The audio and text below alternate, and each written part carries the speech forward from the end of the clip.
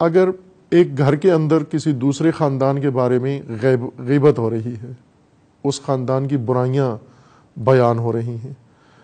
جو نہیں ہونی چاہیے، خود ایک گناہ ہے یہ غیبت کرنا، ایک مومن کا دوسرے مومن کی یا ایک خاندان کے اندر دوسرے خاندان کی برائیاں پیش کرنا، بات کرنا، یہ غیبت ہے جو اپنی قباحت کھو بیٹھی ہے۔ آج غیبت سے کوئی نہیں جھجکتا، کوئی نہیں ہچکچاتا کہ ہم اپنے گھروں میں بیٹھ کر، اپنی محفلوں میں بیٹھ کر دوسرے مومنین کے اوپر ان کے خلاف باتیں نہ کریں، ان کی شخصیت کو مجروح نہ کریں، ان کے گھر کے عیوب نہ گنیں۔ غیبت ان ایسے برائیوں اور عیب کو کہتے ہیں جو کسی دوسرے کے اندر واقعاً پائی جاتی ہیں، لیکن انسان اپنی محفل میں اس کا ذکر کر رہا ہوتا ہے، اسی کو غیبت کہتے ہیں۔ بعضوں کو اگر غیبت سے منع کیا جائے یا روکا جائے کہ یہ غیبت ہے تو وہ کہتے ہیں میں غلط بات تو نہیں کر رہا، اس کے اندر ہے یہ صفت، اس کے اندر ہے یہ صفت، اسی وجہ سے یہ غیبت ہے، ورنہ یہ بہتان ہوتا۔ یہ غیبت اس کو اسی وجہ سے کہتے ہیں کہ یہ عیب اس کے اندر پایا جاتا ہے، اس کے اندر پایا جاتا ہے، اور وہ عیب جو اس کے اندر ہے وہ آپ نے یہاں برملا نہیں کرنا، اس کا ذکر نہیں کرنا یہاں پر۔ اس سے اگر کوئی غلط عمل سرزد ہو گیا ہے اسے سب کے سامنے نہیں پیش کرنا، یا جو آگاہ نہیں ہے اسے نہ مطلع کریں۔ آپ اگر آگاہ ہیں خاموش رہیں، آپ نے دیکھ لیا ہے تو ستاریت کریں، ستر پردہ ڈالیں اس کے اوپر۔ اگر وہ مومن جس نے یہ غلط کام کیا ہے، اگر وہ خود نہیں چاہتا میرے غلط کام سے لوگ آگاہ ہوں، کہ وہ بھی حیا ختم ہو گئی ہے کہ غلط کام کر کے آج کوئی نہ چاہتا ہو کہ میں نے یہ غلط کام کیا ہے،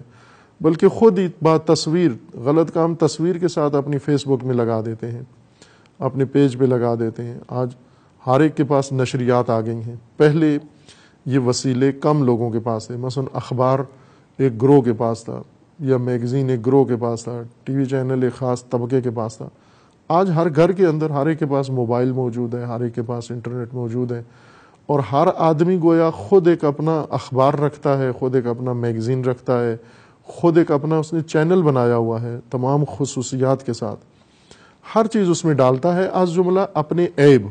اپنی برائیاں، اپنے سیاہ کرتوت اس کے اندر خود ڈال رہا ہے۔ اس قسم کا انسان جو خود اپنے عیب اچھالتا ہے اور اپنے عیب کی نشر کو اور نشریات کو برا نہیں سمجھتا، ان کے اگر دوسرے بھی اچھالتے ہیں تو یہ غیبت کے زمرے میں نہیں آتی یہ بات، چونکہ وہ خود اپنی برائیاں پیش کر رہا ہے سب کے سامنے،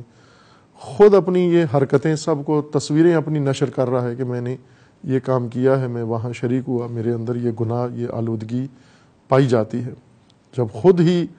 ترویج کرتا ہے اپنی بات کی تو پھر دوسروں کو اس کا کیا خیال رکھنا چاہیے؟ یہ انسان جو خود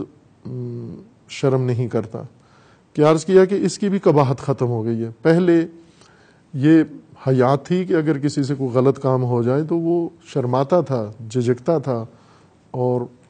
پشیمان ہوتا تھا، نادم ہوتا تھا کہ کیوں ہوا مجھ سے یہ کام، نہیں ہونا چاہیے تھا۔ اسی طرح غیبت کی بھی قباحت ختم ہے۔ اس وقت شاید ہی کوئی اجتناب کرتا ہو، غیبت نہ کرتا ہو، بہت نایاب لوگ ہوں گے جو کسی کی غیبت نہیں کرتے۔ دلیل یہ دیتے ہیں کہ یہ حقیقت اس کے اندر پائی جاتی ہے، یہ واقعیت ہے، یہ اس نے کیا ہے، یہ کام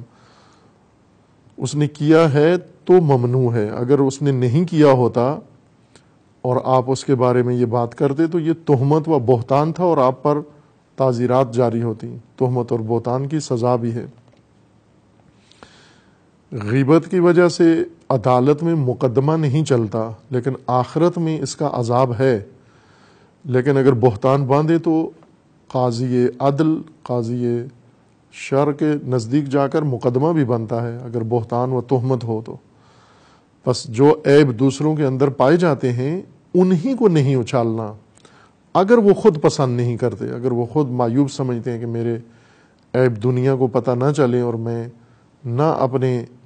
عیب دوسروں کے سامنے پھیلاؤں، تو اس صورت میں یہ کام جائز نہیں ہے اس مومن کے حق میں۔